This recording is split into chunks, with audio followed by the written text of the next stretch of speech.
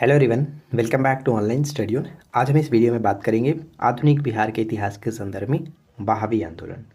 तो आप सभी को पता है कि बहावी आंदोलन बिहार में काफ़ी एक फेमस आंदोलन के रूप में जाना जाता है। तो इससे जुड़ी हुई जो भी जानकारी होगी उसको पहले देखेंगे और उसके बाद मॉडर्न हिस्ट्री के जो मिक्स क्वेश्चंस का वन लाइनर क्वेश्चंस है वो भी हम इस वीडियो में देखने वाले हैं। तो ये वीडियो काफ़ी इंपॉर्टेंट रहने वाला है आपके लिए, तो एंड तक वीडियो के साथ बने रहिए और सभी चीज़ों को अच्छे से ध्यान से सुनिए। तो चलिए शुरू करते हैं। देखिए क्या कह रहा है कि भारत में बहावी आंदोलन के प्रवर्तक कौन थे। सबसे पहला प्रश्न तो यही बनता है। तो राय बरेली के अहमद बरेलवी यानी कि सैयद अहमद बरेलवी इनका पूरा नाम था। इनका संबंध उत्तर प्रदेश के रायबरेली से था। इनका पटना आगमन कब हुआ था ये प्रश्न पूछा जाता है 1821 ईस्वी में। देखिए इस नोट्स में आपको वही पॉइंट्स देखने को मिलेगा जो एग्जाम्स में रिपीट होने की चांसेस रहती है, जो क्वेश्चंस बनते हैं।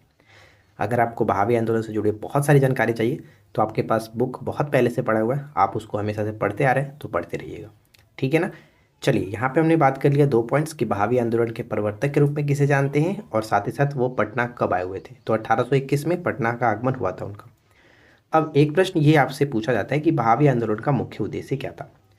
तो ध्यान दीजिएगा, बहावी आंदोलन का मुख्य उद्देश्य सामाजिक तथा धार्मिक सुधार, साथ ही साथ मुसलमानों पर पड़ने वाले पाश्चात्य प्रभावों का विरोध और साथ ही साथ भारत में ब्रिटिश सत्ता की समाप्ति, ये 3 मुख्य उद्देश्य। इसके बाद आगे के पॉइंट्स में ये है कि पटना में सादिकपुर एवं ननमोहिया मोहल्ले के फतह अली एवं इलाही बख्श के परिवार ने उनके विचारों को स्वीकार किया था। पटना में ही प्रथम बार इनका एक संगठित आधार तैयार करने का प्रयास किया गया। पटना में ही प्रथम बार इसका यानी कि बहावी आंदोलन का एक संगठित आधार तैयार करने का प्रयास किया गया था। मोहम्मद हुसैन को खलीफा नियुक्त किया गया। इस प्रकार बहावी आंदोलन के लिए पटना सदैव से एक महत्वपूर्ण केंद्र रहा। यानी ये क्वेश्चन हमेशा आपने देखा होगा, पूछा जाता है कि बहावी आंदोलन का मुख्य केंद्र क्या था, तो पटना था। बहावी आंदोलन का मुख्य केंद्र पटना था। अब इसके बाद हमारा ये बनता है कि बिहार में बहावी आंदोलन का दमन 1863 के अम्बेला अभियान के पश्चात हुआ। तो ये अभियान याद रखिएगा, किस अभियान के तहत, अम्बेला अभियान के पश्चात 1865 में पटना में बहावियों पर राजद्रोह के मुकदमे चलाए गए और जिसमें बिहार के अहमदुल्ला, ये नाम हमेशा देखने को मिलता है, अहमदुल्ला, अब्दुल रहीम आदि को आजीवन कारावास की सज़ा देकर के कालीपान की सज़ा दी गई थी। तो ध्यान दीजिएगा, कालीपानी की सज़ा किससे मिली थी, तो हमेशा आपसे पूछा जाता है, ये वाला ऑप्शंस में रहता है। तो अहमदुल्ला, ये ध्यान रखिएगा और साथ ही साथ अब्दुल रहीम को भी याद रखना है, ठीक है। अब यहाँ पे एक पॉइंट्स ये है कि बहावी आंदोलन का लगभग कितने वर्षों तक पटना मुख्य केंद्र बना रहा। तो करीब 46 वर्षों तक पटना मुख्य केंद्र के रूप में रहा। करीब 1822 से लेकर के 1868 तक ये रहा। और यहाँ पे ध्यान रखिएगा, जो काफिला होता है किसके कहते थे, तो पटना में जो बहावियों का केंद्र हुआ करता था उसे काफिला के रूप में जाना जाता था। पटना में बहावी आंदोलन के मुख्य नेता कौन थे, तो पटना में बहावी आंदोलन के मुख्य नेता विलायत अली और इनायत अली। विलायत अली का जो मृत्यु हुआ 1854 में और इनायत अली उनके भाई थे, छोटे भाई, उनका मृत्यु 1858 में हुआ था। पटना के अंतिम मुख्य बहावी नेता कौन थे, तो पटना के अंतिम मुख्य बहावी नेता के रूप में अहमदुल्ला को जाना जाता है। अहमदुल्ला जो कि विलायत अली के पुत्र थे, विलायत अली के पुत्र थे। इसके बाद हमारा ये बनता है कि बहावी आंदोलन के समय पटना के कमिश्नर कौन थे, तो पटना के कमिश्नर विलियम टेलर, ध्यान रखिएगा विलियम टेलर। इसके बाद है कि इस आंदोलन के अंतर्गत सैयद अहमद बरेलवी द्वारा पटना में 4 खलीफा नियुक्त किए गए थे। कितने खलीफा नियुक्त किए गए थे, 4 खलीफा नियुक्त किए गए थे, जिनके नाम हम यहाँ पे देख सकते हैं, विलायत अली, इनायत अली, शाह मोहम्मद हुसैन और फरहात हुसैन। ये 4 नाम आपको याद रखने हैं। चारों को खलीफा नियुक्त किया गया था सर सैयद बरेलवी के द्वारा।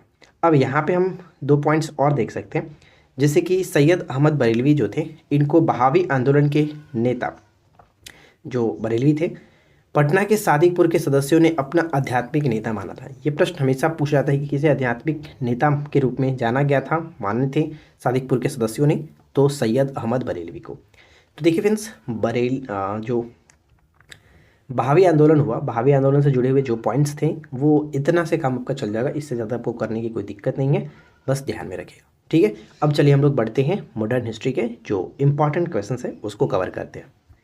तो सबसे पहले मैं आपको ये बता दूं कि अगर बिहार स्पेशल मॉडर्न हिस्ट्री के बाकी के 2 पार्ट्स को आपने नहीं देखा है तो ज़रूर देख लीजिएगा, क्योंकि उस 2 पार्ट से डेफिनेटली आपको 2-3 प्रश्न देखने को मिल ही जाएंगे एग्जाम्स में। तो हम यहाँ पे कोशिश करेंगे कि आपको 5 पार्ट कवर करा दिया जाए, ताकि 5 पार्ट से मोस्टली क्वेश्चंस कवर हो ही जाएगा, इससे ज़्यादा कुछ करना नहीं है आपको। और फिर वही बात हो जाएगी ना कि सब कुछ तो पढ़ाई दिए तो सब कुछ उसमें तो आ ही जाएगा। हम वैसा काम नहीं करते, हम आपको चुनिंदा चीज़ें दे देते हैं, कम चीज़ देते हैं और उसी में से क्वेश्चन आने की चांसेस 100% रहती हैं। पहले भी हमने किया है और अभी भी करेंगे। तो बस आपको ज़्यादा कुछ करना नहीं है, मॉडर्न हिस्ट्री के जितने भी चीज़ें आपको दी जाएंगी आप उनको कवर कर लीजिएगा, टेंशन फ्री होकर एग्जाम्स में जाएंगे। चलिए यहाँ पे हम शुरू करते हैं। तो देखिए, Bihar special modern history part 3, जिसमें है कि बिहार में असहयोग आंदोलन के सर्व प्रमुख नेता कौन थे। तो असहयोग आंदोलन के प्रमुख नेता के रूप में राजेंद्र प्रसाद तथा हसन इमाम को जाना जाता है। हसन इमाम को जाना जाता है। युवकों ने ब्रिटिश शासन का मुकाबला करने के लिए ध्रुव दल की स्थापना कहाँ की थी। तो ध्रुव दल की स्थापना कटिहार में किया गया था। आपको पता है कि ध्रुव नामक जो छोटा सा युवक था और उसको झंडा फहराने के क्रम में पुलिस की गोली से लग गई थी, जिसके कारण उसकी मृत्यु हो गई थी। तो यहाँ पे युवकों ने ब्रिटिश शासन का मुकाबला करने के लिए ध्रुव दल का निर्माण किया था कटिहार में, राइट। इसके बाद नेक्स्ट क्वेश्चन है कि गांधी जी ने सामूहिक सविनय अवज्ञा के स्थान पर, ध्यान रखिएगा, सामूहिक सविनय अवज्ञा के स्थान पर व्यक्तिगत सविनय अवज्ञा स्टार्ट की थी कब। तो ये था 12 जुलाई 1933, 12 जुलाई 1933, ध्यान रखिएगा। इसके बाद है सर्च लाइट अखबार का प्रारंभ किसने किया था। तो सर्च लाइट अखबार का जो प्रारंभ है सच्चिदानंद सिन्हा के साथ साथ हसन इमाम, ये दोनों याद रखेंगे, ठीक है। इसके बाद हमारा ये बनता है कि पहला अंग्रेजी अखबार कौन सा था। बिहार का पहला अंग्रेजी अखबार बिहार हेराल्ड 1875 में, इसके संपादक गुरु प्रसाद सिंह। ये बहुत ज़्यादा महत्वपूर्ण है, इसको याद रखिएगा। जबकि हिंदी का प्रथम अखबार कौन था, बिहार बंधु, ठीक है, बिहार बंधु। चलिए आगे बढ़ते हैं। केशव भट्ट उसके जो कि संपादक थे। इसके बाद हमारा अगला बनता है कि सदर अंजुमन ए हिंद नामक संस्था के संस्थापक कौन थे। सदर अंजुमन ए हिंद नामक संस्था के संस्थापक मुंशी प्यारेलाल, मुंशी प्यारेलाल नाम याद रखेंगे। बिहार में व्यक्तिगत सत्याग्रह कब स्टार्ट हुआ था। तो बिहार में व्यक्तिगत सत्याग्रह 28 नवंबर 1940 में। जैसे कि हम भारत में अगर हम बात करें, गांधी जी ने स्टार्ट किया था पवनार आश्रम से 17 अक्टूबर 1940 को, लेकिन बिहार में जो व्यक्तिगत सत्याग्रह स्टार्ट हुआ ये 28 नवंबर 1940 को, जिसके प्रथम सत्याग्रही श्री कृष्ण सिंह थे, ठीक है। अब यहाँ पे देखिए कि बिहार में किसान दिवस कब मनाया जाता है। तो 17 अक्टूबर 1937 को, 17 अक्टूबर 1937 को बिहार में किसान दिवस मनाया गया था। अगला पॉइंट ये बनता है कि किस किसान आंदोलन ने किसान आंदोलन नेता ने बिहार के हर जिले में सत्याग्रह शुरू करने की अनुशंसा की थी। तो राहुल सांकृत्यायन जो थे, इन्होंने किया था ये अनुशंसा कि बिहार के हर जिले में सत्याग्रह शुरू किया जाएगा। और साथ ही साथ राहुल सांकृत्यायन के बारे में एक पॉइंट्स और याद रखिएगा कि फरवरी 1939 में छापरा में अंबारी नामक स्थान पर इन्होंने बकासत सत्याग्रह भी शुरू किया था। बकासत जो कि बकास्त कह सकते हैं, बकास्त सत्याग्रह को शुरू किया था। इसके बाद हमारा अगला पॉइंट्स बनता है कि स्वामी सहजानंद की गिरफ्तारी के बाद बिहार किसान आंदोलन का नेतृत्व किसने किया था। स्वामी सहजानंद की गिरफ्तारी होने के पश्चात बिहार किसान आंदोलन का जो नेतृत्व करता थे वो है कार्यानंद शर्मा, ठीक है, कार्यानंद शर्मा, ये नाम याद रखिएगा, इंपॉर्टेंट रहने वाला है। चलिए इसके बाद अगला पॉइंट ये बनता है कि बिहार में द्वैत शासन कब प्रारंभ हुआ।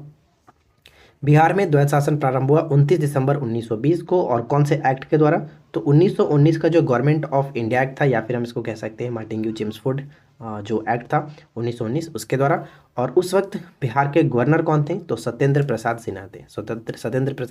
सिन्हा थे।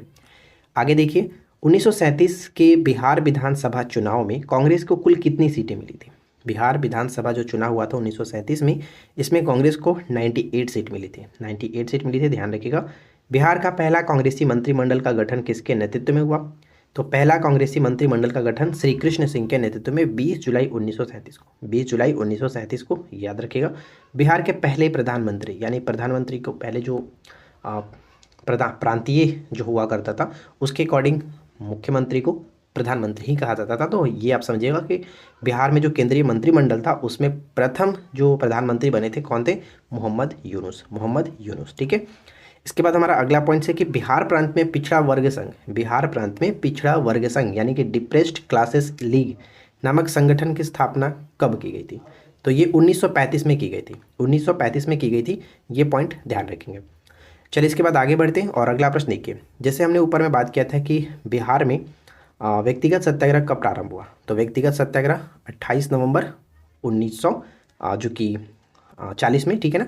तो व्यक्तिगत सत्याग्रह के प्रथम सत्याग्रही मैंने आपको बताया कि श्री कृष्ण सिंह थे। तो हो सकता है दूसरा सत्याग्रही पूछा जा सके, तो दूसरा सत्याग्रही अनुग्रह नारायण सिंह थे, ये ध्यान रखेंगे। इसके बाद अगला पॉइंट्स बनता है कि श्रमिक संघ किसने स्थापित किया था। तो बिहार में श्रमिक संघ की स्थापना की गई थी श्री अब्दुल बारी के द्वारा। ये मोस्ट इंपॉर्टेंट रहने वाला है, हमेशा पूछा जाता रहता है, तो ध्यान में रखिएगा, श्री अब्दुल बारी के द्वारा श्रमिक संघ की स्थापना की गई थी। भारत छोड़ो आंदोलन के दौरान महाधिवक्ता पद से त्यागपत्र किसने दिया था? यानी एडवोकेट जो जनरल थे उन्होंने अपने पद से इस्तीफा दे दिया था। कौन थे वो? यहाँ पे ध्यान रखिएगा, बलदेव सहाय। ठीक है, बलदेव सहाय। डॉक्टर राजेंद्र प्रसाद को 9 अगस्त 1942 को गिरफ्तार करके कहाँ भेजा गया था? तो 9 अगस्त 1942 को जो भारत छोड़ो आंदोलन था उस क्रम में राजेंद्र प्रसाद को गिरफ्तार करके बांकीपुर जेल में भेजा गया था। और गिरफ्तार करता कौन थे, यानी किन्होंने गिरफ्तार किया था? तो डब्ल्यू.जी. आर्चर ने गिरफ्तार किया था। चलिए आगे बढ़ते हैं और अगला पॉइंट देखिए। पटना के पहले अंग्रेज मजिस्ट्रेट कौन थे? पटना के पहले अंग्रेज मजिस्ट्रेट कौन थे? तो इनका नाम है Charles Francis grant. Charles Francis grant पहले मजिस्ट्रेट थे। मीर कासिम ने बंदूकों एवं तोपों की कारखाना कहाँ स्थापित की थी? मीर कासिम ने बंदूकों एवं तोपों की कारखाना स्थापित की थी मुंगेर में। मुर्शिदाबाद से मुंगेर स्थानांतरित किया था अंग्रेजों के हस्तक्षेप से बचने के लिए। ठीक है, ये चीज़ ध्यान रखिएगा। जगदीशपुर में समानांतर सरकार की स्थापना किसने किया? जगदीशपुर में समानांतर सरकार की स्थापना अमर सिंह ने किया था। अमर सिंह, ये मोस्ट इंपॉर्टेंट है। इसके बाद है कि मठिया प्रथा या फिर मुठिया प्रथा। मुठिया प्रथा जो कि एक मुट्ठी अनाज वाला जो आपने चीज़ पढ़ा होगा, तो ये आपका असहयोग आंदोलन से संबंधित है। असहयोग आंदोलन से संबंधित है। बिहार के गवर्नर लॉर्ड सिन्हा ने गवर्नर पद से इस्तीफा दिया था असहयोग आंदोलन के दौरान ही। ये पॉइंट्स भी याद रखेंगे। पटना के बिहटा में किसान सभा की स्थापना किसने और कब किया था? तो पटना के बिहटा में किसान सभा की स्थापना 4 मार्च 1928 को 4 मार्च 1928 को स्वामी सहजानंद सरस्वती के द्वारा किया गया था। स्वामी सहजानंद सरस्वती के द्वारा, राइट। चलिए इसके बाद अगला पॉइंट है कि भारत छोड़ो आंदोलन के समय फुलेना प्रसाद श्रीवास्तव। भारत छोड़ो आंदोलन के समय फुलेना प्रसाद श्रीवास्तव की मृत्यु झंडा फहराने के क्रम में पुलिस की गोली से हुई थी। ये कहाँ के थे? तो सिवान के थे। गया में किसान आंदोलन को किसने जागृत किया था? गया में किसान आंदोलन को जागृत किया था जदुनंदन शर्मा के द्वारा। बिहार में फॉरवर्ड ब्लॉक के नेता कौन थे? बिहार में फॉरवर्ड ब्लॉक के नेता कौन थे? तो शिलभद्र यादवी। नाम याद रखिएगा, एक ऑप्शंस देखते ही आपको पता चल जाएगा क्या क्या है। इसके बाद नेक्स्ट वन है कि 9 नवंबर 1942 को जयप्रकाश नारायण के साथ हाजीपुर जेल से भाग निकले थे कौन कौन?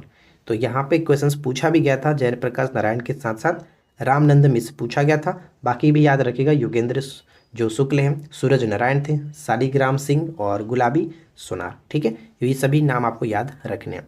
चलिए इसके बाद आगे बढ़ते हैं और अगला क्वेश्चन देखिए। नेक्स्ट प्रश्न हमारा ये बनता है कि यूथ लीग और तूफानी जत्था का गठन किसके द्वारा किया गया था? किसके द्वारा किया गया था? समाजवादियों के द्वारा किया गया था। और लास्ट क्वेश्चन यहाँ पे कि असहयोग आंदोलन के दौरान प्रिंस ऑफ वेल्स की जो पटना यात्रा है वो कब हुई थी? असहयोग आंदोलन के समय प्रिंस ऑफ वेल्स की पटना यात्रा कब हुई थी? तो 22-23 दिसंबर 1921 को। 22-23 दिसंबर 1921 को। तो देखिए फ्रेंड्स, आज की इस वीडियो में हमने मोस्ट इंपॉर्टेंट जो आपका मॉडर्न हिस्ट्री का क्वेश्चन है वो कवर किए। अगर आपको वीडियो अच्छा लगा हो तो प्लीज़ वीडियो को ज़्यादा से ज़्यादा लाइक करिएगा, फ्रेंड के साथ शेयर करिएगा। चैनल पे पहली बार है सब्सक्राइब करके नोटिफिकेशन बेल आइकन को ऑल पे सेट कर दीजिए। हम मिलते हैं आपके साथ इसी प्रकार के नेक्स्ट वीडियो में किसी नए टॉपिक के साथ। Thanks for watching, keep learning, have a good day.